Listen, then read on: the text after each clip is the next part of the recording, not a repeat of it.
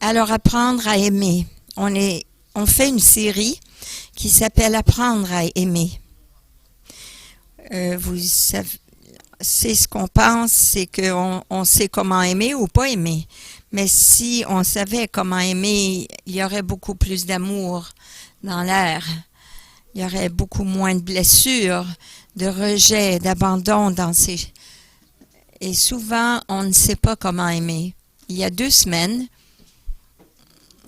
on a appris, il y a 4 mots différents en grec pour le mot amour. Et on a su juste avant, Jésus a monté au ciel. Et avant de monter au ciel, il a donné un nouveau commandement à ses disciples. Et ce nouveau commandement était d'aimer, mais avec un amour agapé. Un amour qui vient seulement de l'Esprit de Dieu. Alors seulement nous avons l'amour agapé, c'est seulement parce que nous avons l'Esprit de Dieu en nous. Et Dieu nous a donné ce commandement. Il a dit, dans quelque temps, vous aurez l'Esprit de Dieu. Vous serez remplis et vous aurez l'occasion d'aimer avec l'amour de Dieu. Et que l'amour envers nos prochains serait preuve qu'on est les disciples de Dieu. Si on a l'amour agapé l'un envers les autres. Si on a l'agapé, alors là, on va voir qu'on est les disciples de Dieu. Et si on n'aime pas avec l'amour agapé, il y a des conséquences à cela. On doit questionner si vraiment on est né de nouveau et que Dieu demeure en nous. Parce que si l'amour agapé est en nous, on devrait aimer les gens avec cet amour agapé. Ou, deuxièmement, notre amour est devenu tellement froid qu'on a oublié comment aimer avec l'amour agapé. Vous savez, durant le temps de la fin des jours de Jésus, il était sur la montagne des Oliviers. Il a dit aux multitudes, il va venir un jour, viendra un jour où cet âge va terminer. Voici ce qui va arriver avant que je revienne. Voici tous les signes qui arriveront sur la terre. Et ses disciples sont venus le voir. Et j'ai eu ceci en prière aujourd'hui. Mais dans Matthieu 24, verset 3 à 12, les disciples ont dit, quel sera le signe de ton retour? De quoi ça va avoir l'air lorsque c'est à la fin et que c'est proche de ton retour? Et Jésus a dit, voici, il y aura ceci, il y aura beaucoup de méchanceté.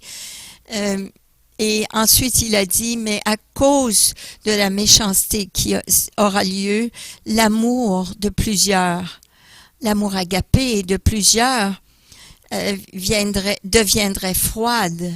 Il n'a pas dit ça concernant l'amour éros ou l'amour familial ou l'amour filia comme frère, l'amour naturel deviendrait froide. Non, il a dit l'amour agapé. Et si cet amour agapé est seulement disponible pour les chrétiens, il parle de nous ici. Il dit qu'il va venir un jour où la méchanceté va tellement être augmentée que notre amour, l'amour de Dieu en nous comme chrétiens, va avoir le danger de devenir froid. Alors, si on croit vraiment que ce sont les derniers jours, même si ça n'a pas terminé le 21 septembre comme il y a plusieurs qui ont prédit, mais je vais vous dire que si vous avez perdu l'amour de Dieu, votre monde est à la fin. Parce que si on n'a pas l'amour agapé les uns pour les autres, et que vous avez perdu votre habilité d'aimer avec cet amour agapé, c'est très sérieux et c'est épeurant. Alors, que faisons-nous? Qu'est-ce que nous allons faire? Nous allons faire ce que la parole de Dieu nous dit dans 2 Corinthiens 13 et verset 5. On doit s'examiner nous-mêmes pour voir si on est toujours dans la foi. Et comme on a chanté aujourd'hui que la feu de Dieu soit en nous, on a besoin de s'éprouver nous-mêmes. Ne reconnaissez-vous pas que Jésus-Christ est en vous, à moins peut-être que vous ne soyez réprouvés? Vous savez, il y a un examen de Dieu que nous devons passer aujourd'hui. Il y a 14 descriptions de l'amour agapé dans la parole de Dieu. Dans un passage même, je ne vous ai pas donné une feuille pour écrire ceci, mais éprouvez-vous, examinez-vous et regardez pour voir si vous êtes toujours dans la foi et si votre foi est vraiment en feu pour Dieu. Et donnez-vous une preuve de 1 à 10. Vous êtes rendu où dans cela? C'est sérieux et ça demande de l'examen personnel. Alors, 1 Corinthiens 13, et beaucoup d'entre nous regardons ce chapitre comme étant le chapitre de l'amour. Et l'apôtre Paul nous donne la description de l'amour agapé. L'amour agapé, c'est l'amour de Dieu. Et voilà de quoi ça a l'air, cet amour de Dieu, cet amour qui doit être en nous. L'amour est patiente. Elle est pleine de bonté. La charité n'est point envieuse. L'amour ne se vante point. Elle ne s'enfle point d'orgueil. Elle ne fait rien de malhonnête. Elle ne cherche point son intérêt. Elle ne s'irrite point. Elle ne soupçonne point le mal. Elle ne se réjouit point de l'injustice, mais elle se réjouit de la vérité. Elle excuse tout. Elle croit tout. Elle espère tout et elle supporte tout. Alors, regardons ces choses. Regardons de quoi cet amour agapé a l'air. Ou est-ce que nous sommes devenus froids dans notre amour? Mais ça nous dit dans la parole que l'amour attend. Elle sait attendre. Elle est patiente. Et ça veut dire d'être patient, de souffrir longtemps, d'endurer patiemment et d'avoir un tempérament qui endure, qui ne perd pas patience, qui ne perd pas la maîtrise de soi. L'amour agapé, elle sait attendre, elle est patiente. Elle ne perd pas parce qu'elle n'a pas ce qu'elle veut, elle apprend à attendre patiemment. Que ce soit un paquet dans le courrier, que ce soit une opportunité pour un emploi, que ce soit une confirmation de mes contributions, que ce soit une attente pour avoir un épanouissement quelconque. Ne me dites pas que vous aimez quelqu'un et vous n'êtes pas prêt d'attendre. Je suis poursuivie, je poursuis par amour. Non, l'amour agapé, c'est attendre. Lorsque les choses vont bien, on attend. Mais lorsque les choses ne vont pas bien et que je suis dans la misère, je dois attendre patiemment. Il se peut que ça soit un problème financier. Le désir de prendre les choses en main et de me punir les autres pour ce qu'ils m'ont fait. Mais si j'ai l'amour agapé, je sais attendre et je laisse Dieu s'occuper de ces choses. L'amour agapé attend. De 1 à 10, où est-ce que vous en êtes là-dedans? L'amour est patient. L'amour prend soin aussi, ça nous dit au verset 4. C'est plein de bonté. C'est gentil. Ce n'est pas un sentiment. C'est de se montrer utile, d'agir bénévolement, d'une façon bénévole. C'est une action, la gentillesse. Ce n'est pas un adjectif, c'est une action. Je suis gentil envers les autres. Et l'amour agapé répond aux besoins des autres avec gentillesse, avec bonté. C'est d'avoir une manière envers les autres pour venir les assister et de rencontrer leurs besoins. C'est ce que l'amour agapé fait. Ça ne sourit pas seulement. Ça ne veut rien dire. Ça peut être la constipation. Est-ce que c'était un sourire ou c'était autre chose? D'où ça vient, ça?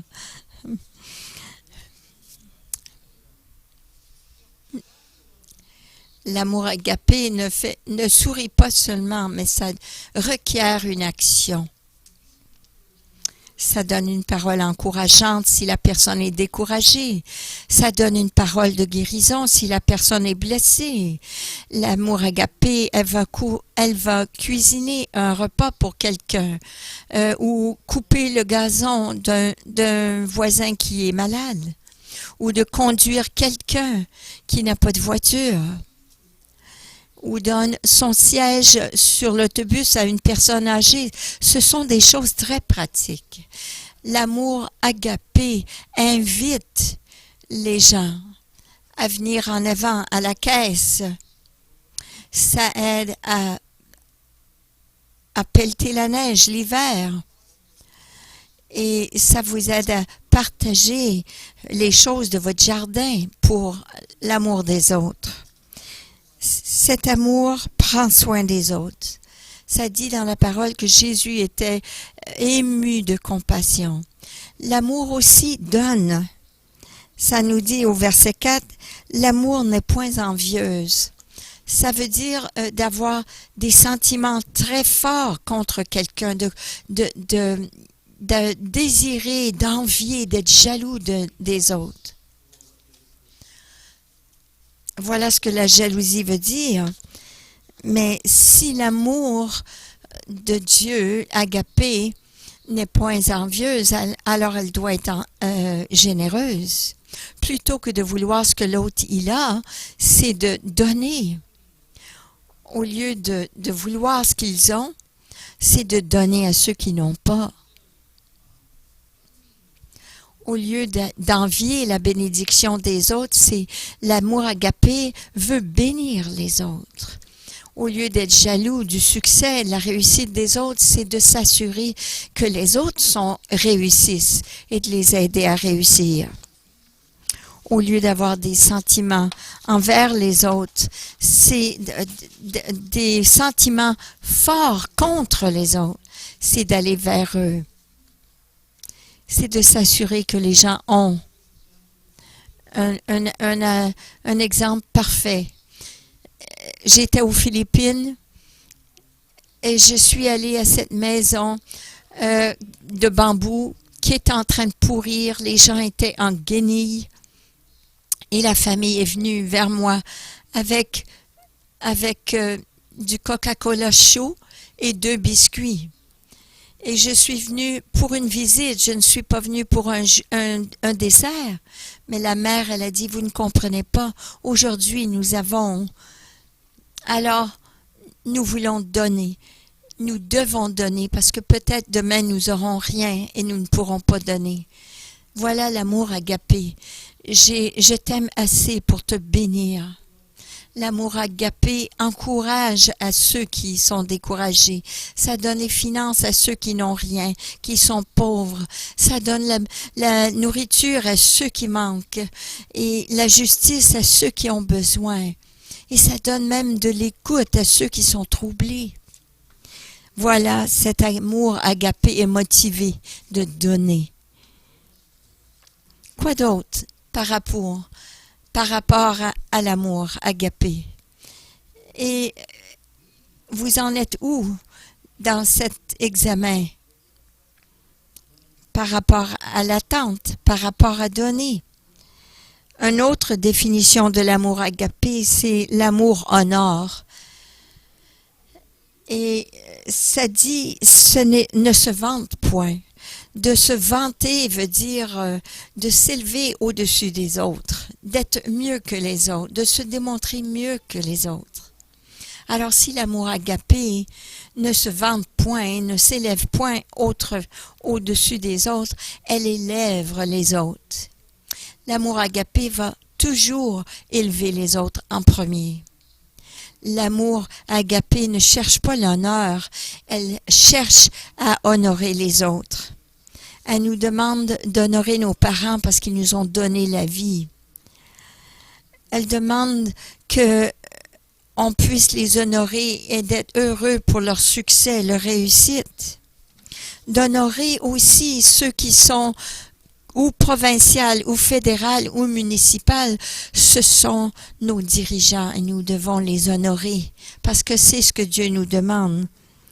Comme le militaire, la police, ou les médecins, ou les enseignants, les infirmières, ou les pompiers, on les honore parce qu'ils nous servent. L'agapé, l'amour de Dieu, c'est d'honorer ceux qui nous servent. On les honore pour leur service. Et on honore aussi la famille de Dieu, ceux qui sont chrétiens, tous ceux qui sont chrétiens, parce qu'ils font partie de notre famille. Nous devons s'honorer les uns les autres parce que nous sommes créés à l'image de Dieu. Nous les honorons parce qu'ils sont de la valeur aux yeux de Dieu, parce que Dieu les aime, parce que Dieu les a faits à son image. Oui, l'amour de Dieu, l'agapé, elle ne s'enfle point d'orgueil, mais elle s'humilie. D'être orgueilleux veut dire de devenir... de se gonfler soi-même, d'être fier, d'être orgueilleux. Elle ne s'élève pas au-dessus et mieux que les autres. Elle n'essaye pas d'être mieux que les autres. Elle ne regarde pas les autres avec condescendance. Vous n'êtes pas plus riche, plus juste, plus sain, plus spirituel ou plus mature que les autres. L'amour agapé ne fait pas cela. Elle s'humilie. Elle s'humilie lorsqu'elle fait une erreur et elle demande pardon sans justification. C'est toi qui as fait ça, qui m'as fait faire ça. Non. Admettre qu'on a fait une erreur. L'amour agapé s'humilie lorsqu'elle ne sait pas quelque chose. Elle n'essaie pas de faire semblant qu'elle sait. Même lorsqu'elle expérimente le succès et la réussite, elle s'humilie et elle aide les autres à réussir. L'amour agapé, elle s'humilie lorsque les autres réussissent et elle les aide, eux, d'être en avant et à la lumière des autres. Elle s'humilie dans une conversation. Elle n'essaye pas d'être le centre de la conversation, le centre de l'attention. Elle s'humilie lorsqu'elle expérimente la faveur et elle ne se vante pas d'où vient cette faveur. L'amour agapé s'humilie. Un autre, l'amour agapé respecte. Elle n'est pas effrontée. Cet acte d'effrontement veut dire d'agir d'une façon qui n'est pas élégante, d'une manière qui n'est pas habituelle, qui n'est pas bien, qui est malséant.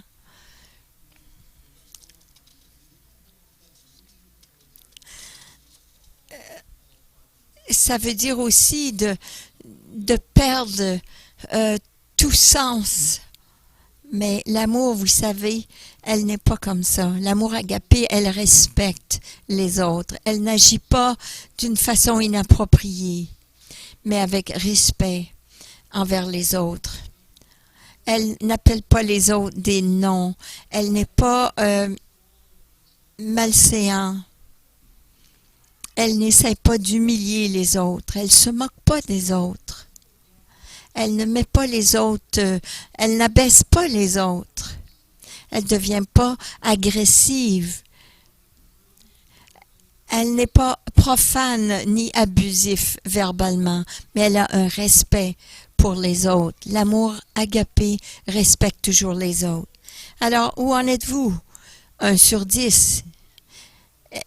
Est-ce que vous honorez les personnes politiques? Est-ce que vous vous humiliez? Est-ce que vous essayez d'avoir de l'attention? Est-ce que vous respectez les autres et agissez toujours avec le respect? Est-ce qu'on vit selon l'amour agapé?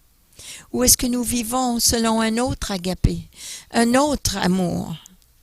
Est-ce que notre cœur est endurci et s'est refroidi?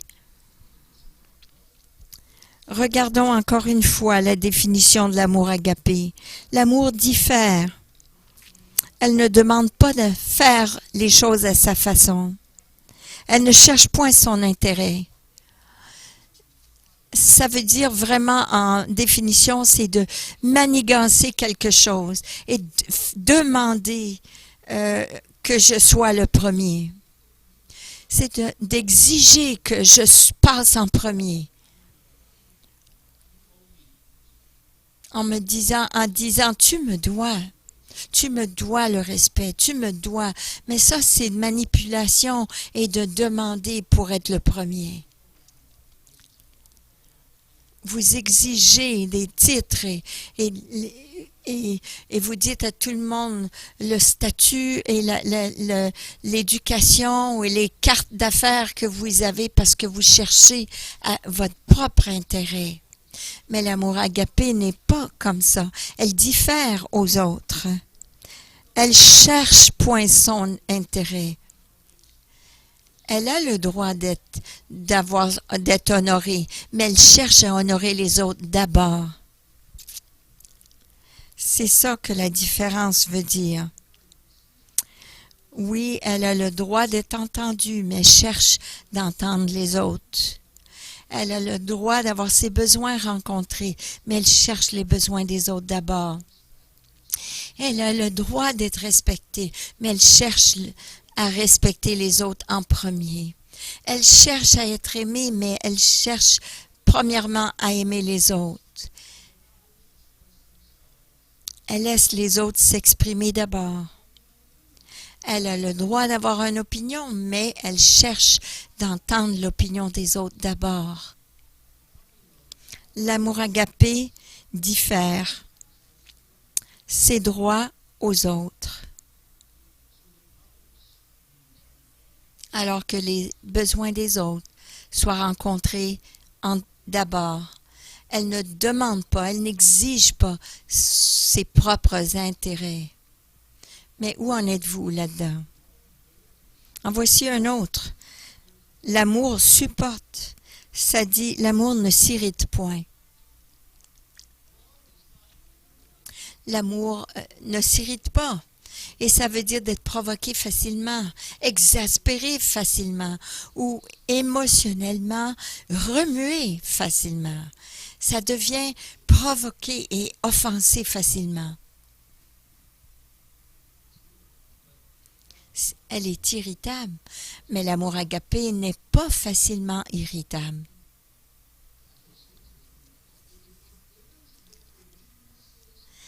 Elle supporte les faiblesses, les blessures des autres.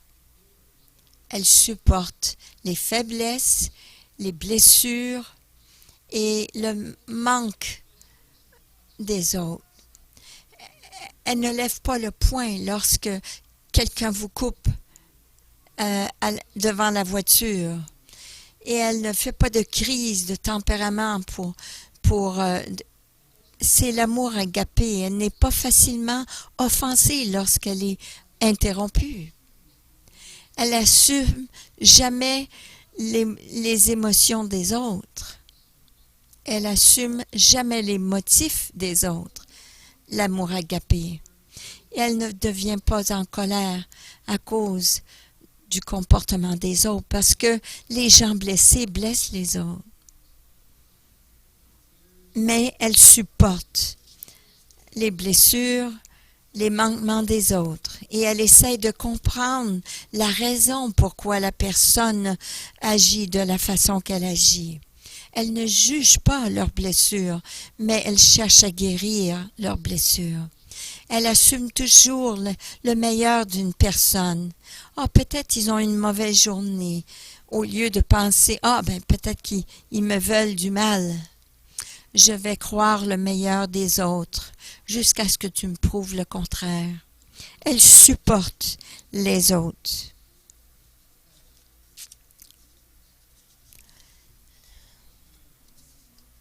Numéro 9, l'amour efface. Elle ne soupçonne point le mal. Elle ne garde pas un record des manquements des autres ou des mauvaises choses des autres. On ne garde pas un inventaire des mauvaises choses des autres contre nous. Si vous pouvez nommer le nombre de fois qu'une personne vous a blessé, voilà, gardez record de ce que les autres vous ont fait. Ce n'est pas l'amour agapé. L'amour agapé ne fait pas cela. L'amour agapé ne dit pas « tu fais toujours ça ». Elle n'essaye pas de vous rappeler des mauvaises choses que vous avez faites contre les autres.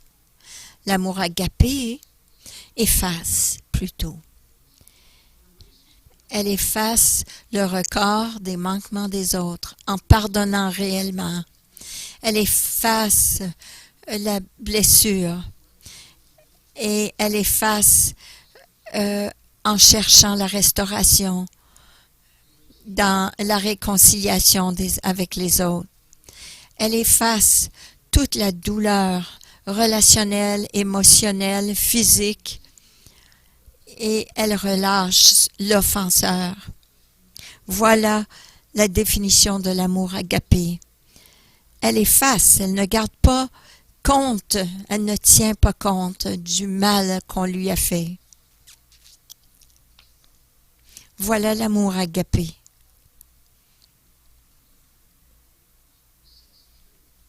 L'amour agapé cherche la vérité.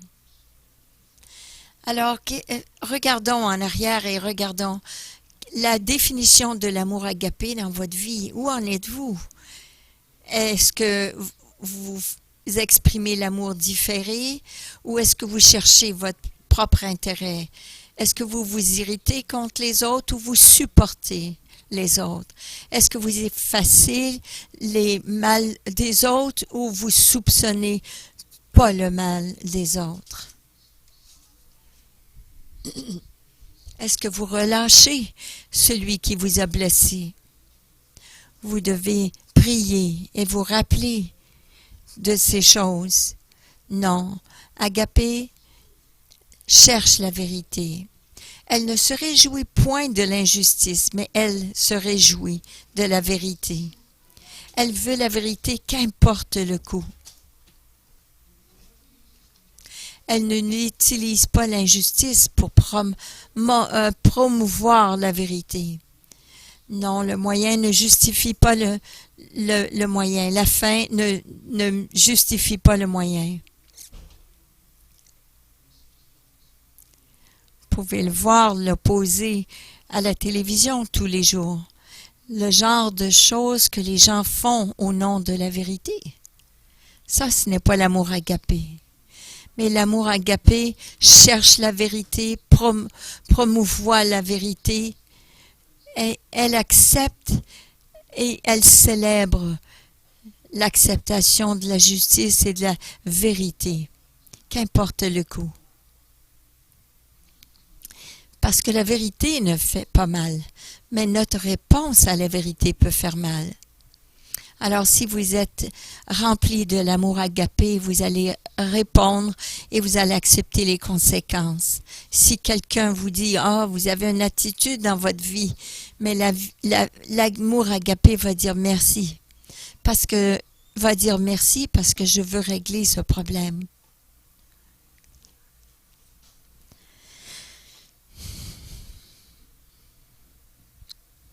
Alors, 11, l'amour agapé reste, elle excuse tout, elle croit tout, elle fait confiance.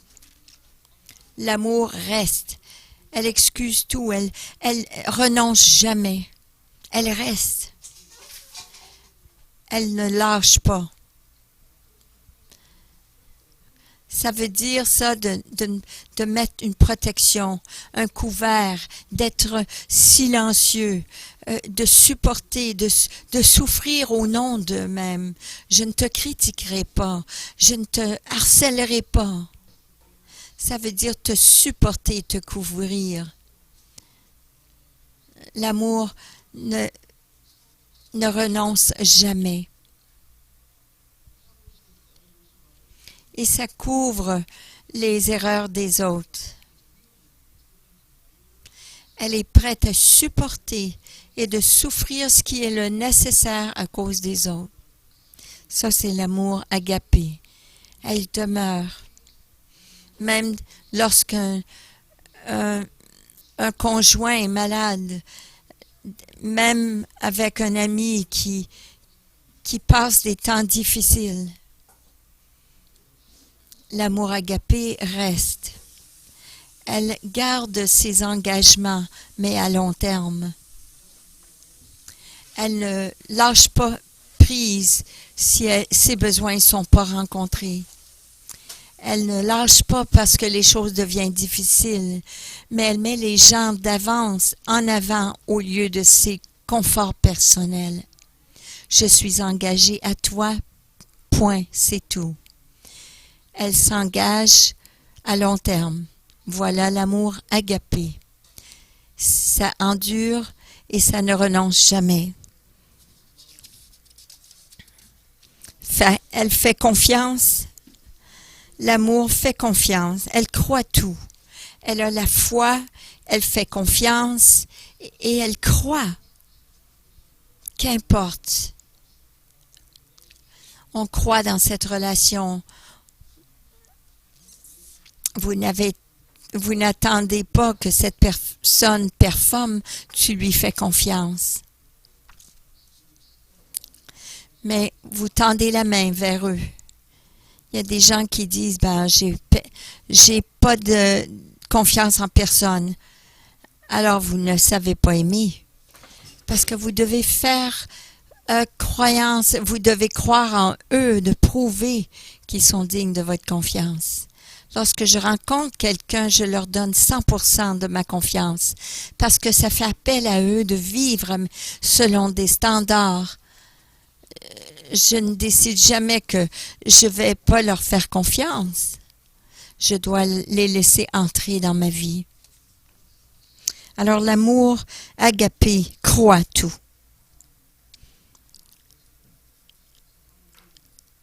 Alors où en êtes-vous dans votre examen? Est-ce qu'on aime la vérité, même si quelqu'un a une attitude qui n'est pas bonne? Est-ce qu'on cherche la vérité? Est-ce qu'on reste, on excuse tout?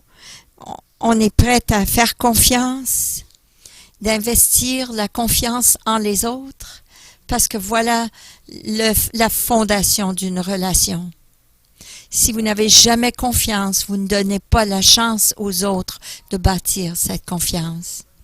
13. L'amour attend. Elle espère tout. Elle a toujours de l'espérance.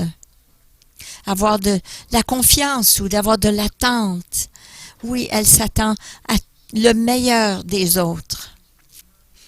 Elle entend une rumeur qui va endommager, qui va détruire. Elle refuse d'écouter cela. Parce qu'elle a une attente de cette personne. Elle croit que cette personne est mieux que cela. Lorsque elle reçoit une promesse, elle s'attend le meilleur de cette personne. Lorsqu'elle voit cette personne dans un problème, elle s'attend que l'autre va s'en tirer de ce problème. Vous attendez pas qu'il va vous mentir, vous ne vous attendez pas qu'il va vous trahir. Vous avez de l'espoir que cette personne va toujours donner son meilleur. Et l'amour aussi, elle persévère. Elle supporte tout. Elle endure au travers de chaque circonstance. Elle reste, elle demeure, elle supporte les épreuves, elle a de la fortitude, elle endure et elle persévère. Elle demeure qu'importe la force de la tempête, elle renonce pas aux personnes, aux situations, elle persévère. L'amour persévère.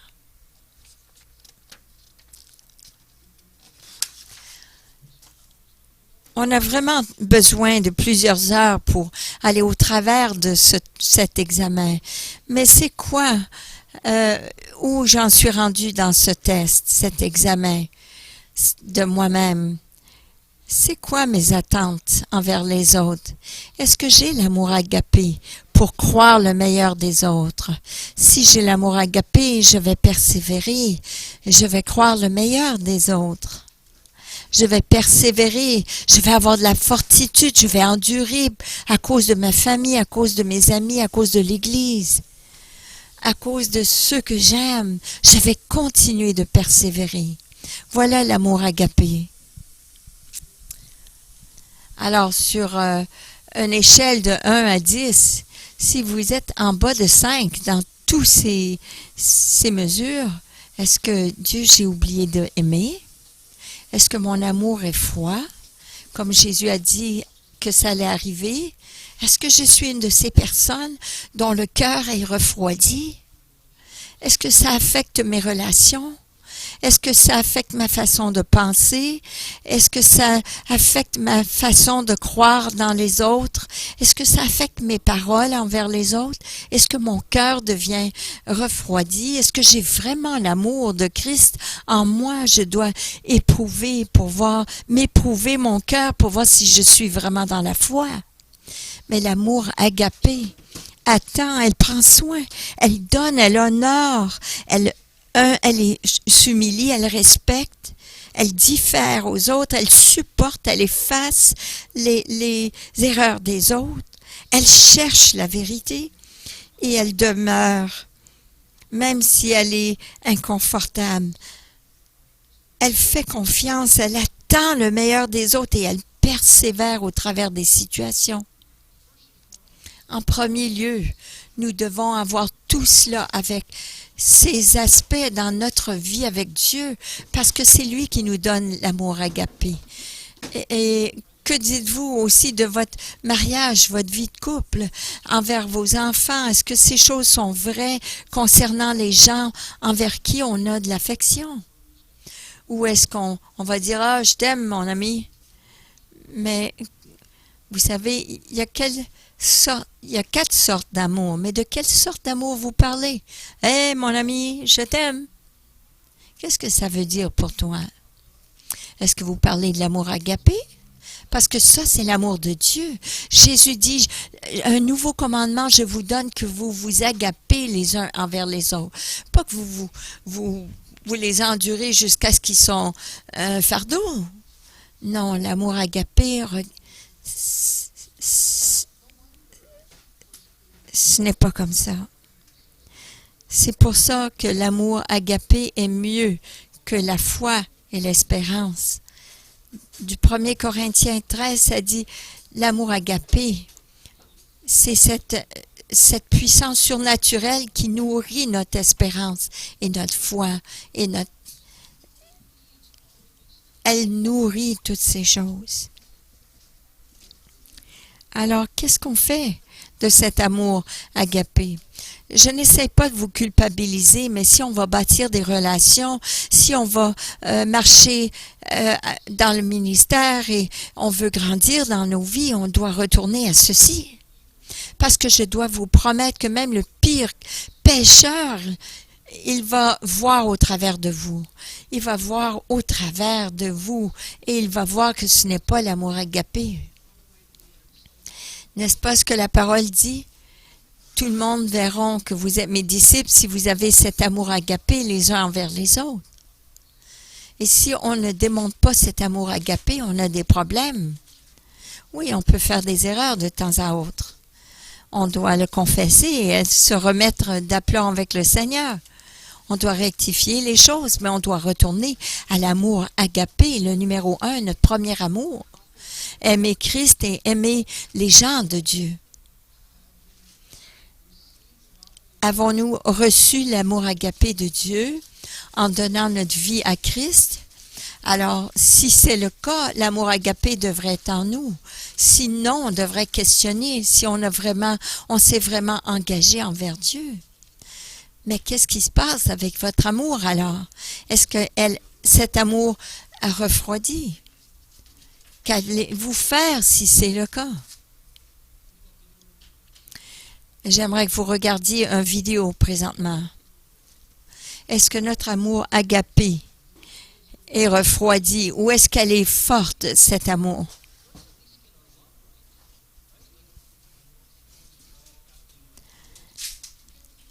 Oubliez votre théologie, mais pensez à l'amour que vous avez, parce que si vous n'avez pas d'amour, j'ai vu bien des signes. Dieu aime ceci, aime pas cela. Et ces gens, les gens qui ont leur théologie tout en règle, tout droit, mais non. Mais l'amour de Dieu, si on a l'amour pour ces gens, on ne les accuse pas.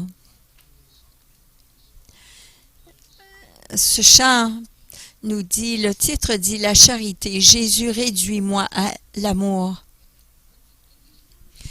J'aimerais que vous écoutiez attentivement ces paroles et que ces paroles deviennent votre prière, parce que tout ressort de l'amour.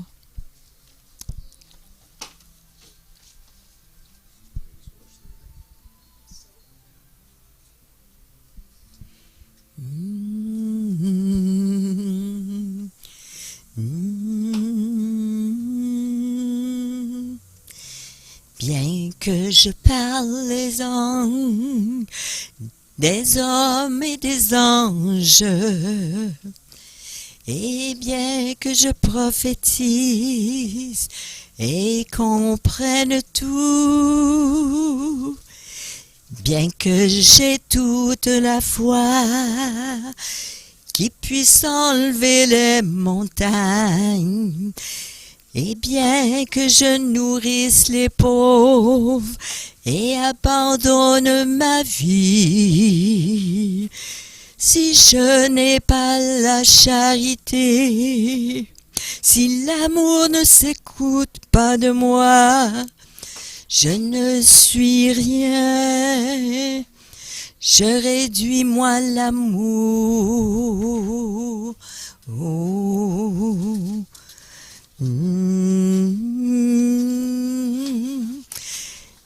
L'amour n'est pas envieux, ni fier mais doux et humble.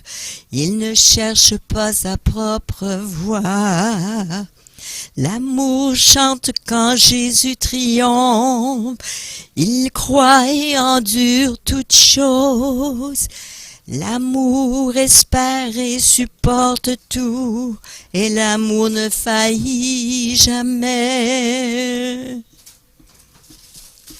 Si je n'ai pas la charité, si l'amour ne s'écoule pas de moi, je ne suis rien. Jésus, réduis-moi l'amour. Une saison, j'étais l'enfant. Je pensais comme un enfant. Mais quand je me suis devenu un homme, ces manières ont été mises de côté. Bien que maintenant je vois au travers d'un verre, pourtant l'ordre je vois face à face.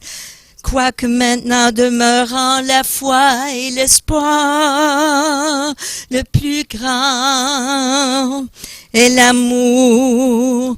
Si l'amour ne s'écoule pas de moi, je ne suis rien. Jésus, réduis-moi l'amour.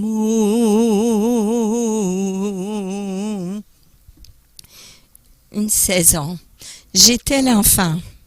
Je parlais et pensais comme un enfant. Mais quand je suis devenu grand, mes manières ont été mises de côté. Bien que maintenant, je vois au travers d'un voile, Mais pourtant, je verrai face à face. Pourtant alors, demeure la foi, l'espoir, mais le plus grand, c'est l'amour. Si je n'ai pas la charité, et si l'amour ne s'écoule pas de moi, je ne suis rien. Jésus, réduis-moi l'amour. Oui, Seigneur.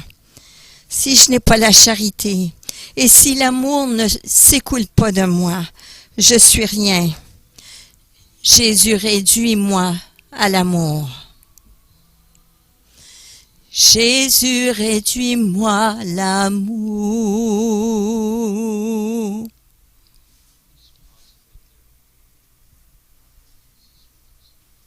Jésus, réduis-moi l'amour.